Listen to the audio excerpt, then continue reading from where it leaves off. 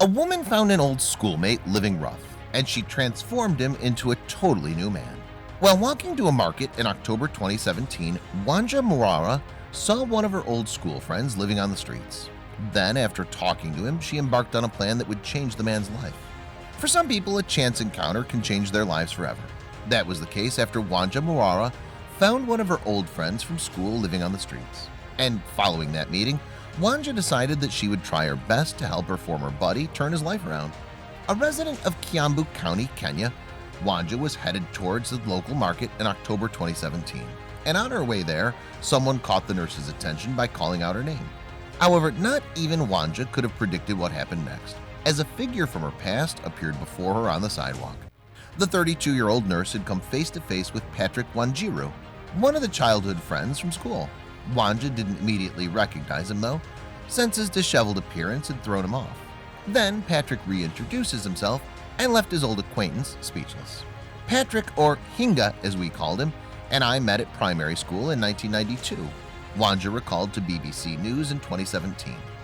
Hinga used to be a great soccer player all throughout school. We nicknamed him Pele. Unknown to the nurse, though, her old friend had subsequently spiraled into a lifestyle that had left him devastated. Still, Hinga had initially showed a lot of promise, scoring high marks in his primary school exams. After that, he joined Atiro High School in a bid to continue his education. Hinga's life ultimately began to unravel, however, when his friends introduced him to drugs. It all began with cigarettes, Hinga told the Kenyan newspaper Daily Nation in February 2018. Before we knew it, we were smoking bang, cannabis. I gave in to drugs because of peer pressure. And as soon as Hinga's teachers discovered his newfound habit, they expelled him. Hinga was then admitted to another high school. His drug habit caused problems again, though, and he ultimately left. At this point, his mother Nancy decided to take action. After receiving some advice from the school, she took her son to the hospital for an evaluation. And following a couple of referrals, Hinga eventually ended up at Matari Hospital, a psychiatric facility. The doctors there concluded that the drugs had made an impact on his brain and accepted him as an inpatient, but things only got worse from there. Hinga left the facility on a number of occasions, unhappy with how he was being treated. He complained a lot and said all they did was give him medication and treat him like a mental patient, Nancy told The Standard in March 2018. Yet he was not mentally ill, and that's why he kept running away. But when Hinga was out of the hospital, he would walk around the neighborhood completely naked, Nancy added, or he would rummage through garbage.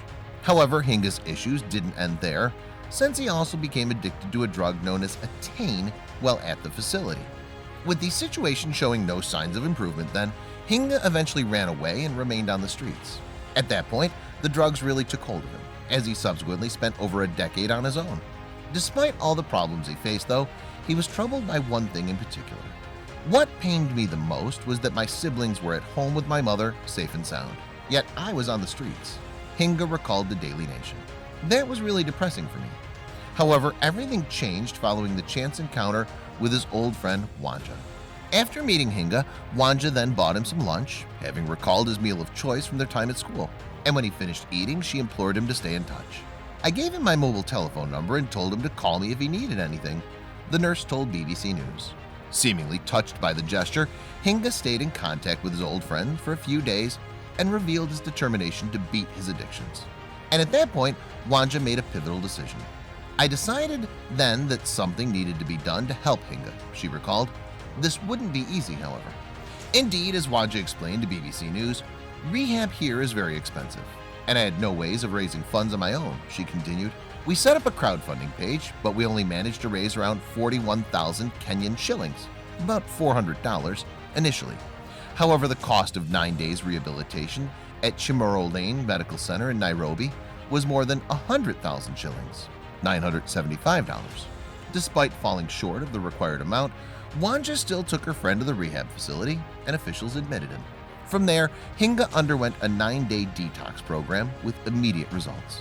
He visibly gained some weight, for example, while his mental faculties also noticeably improved.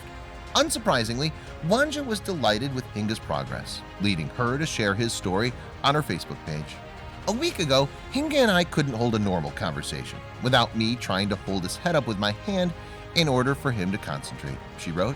Today, we can have a normal conversation with him confidently looking at me. Then, after reading Wanja's post, Fauz Khalid, A businessman from Mombasa, Kenya, shared the story on Twitter. Not long after that, the tweet went viral, earning over 100,000 likes and more than 50,000 retweets. And with Hinga's story gaining traction around the country, his treatment at the rehab facility was then made free of charge. Then, after a lengthy period at the Retreat Rehab Center, Hinga was a man transformed. The 35-year-old looked incredibly healthy, in fact, and a far cry from when he and Wanja initially reunited on the streets. "I feel like a new man," he told Daily Nation.